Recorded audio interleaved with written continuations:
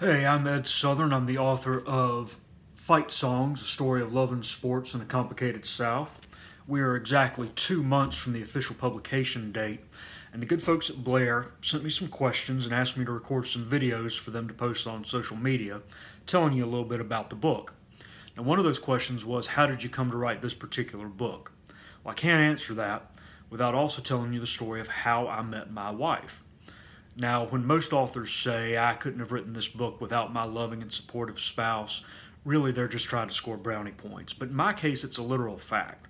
Could not have written this book, would not have written this book, had I not met, fallen in love with, and married my wife. She is a native Alabaman and a passionate Clemson Tide fan, and we met less than a month into Nick Saban's first season as the Alabama head coach.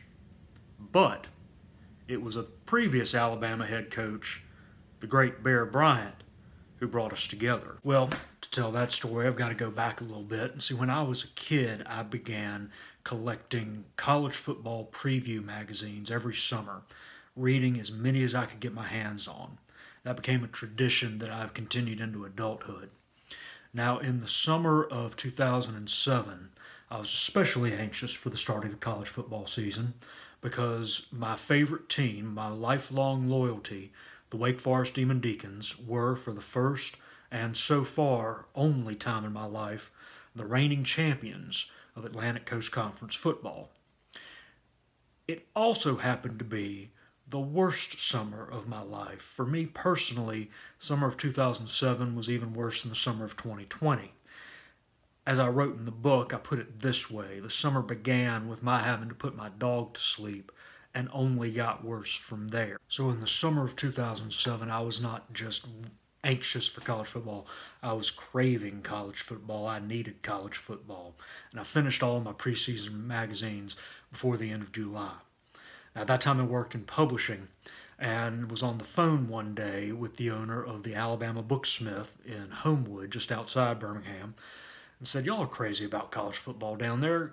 Tell me something good to read about football to get me through to the season." And he recommended, without hesitation, The Last Coach, The Life of Paul Bear Bryant by Alan Barra. So I said, all right, order me a copy, send it to me. He did, and I read it. Finished it just before the season started. Fantastic book. I could not say enough good things about it. In a lifetime of constant reading, there have been a handful of books that have come along at just the right time, and this was one of them. Less than a month after the start of football season, about mid-September, I went to the Southern Independent Southern Independent Booksellers Alliance trade show for the publisher that I worked for, and there I met a beautiful woman and got to talking with her, and come to find out that she worked in the book business too, that she in fact managed the Alabama Booksmith in Homewood, Alabama, and that she was a passionate Clemson Tide fan. So I thanked the good Lord and tried to play it cool. But in the course of the conversation, I, of course, had to mention that I had just read a biography of Bear Bryant, The Last Coach by Alan Barra, and wondered if she had read this book herself. She looked at me funny. So I let the subject drop. Wasn't sure what that look was about. But we stayed in touch. We talked by phone. We emailed. One night, as we were talking, of course, about football, I bring up The Last Coach again, and I ask, have you read this book? She asked me, do you have your copy handy? I told her that I did. She said, check the dedication page. She was and is the author's niece. And that was, 14 years ago this September that we met. Come October, it'll be 11 years since we got married.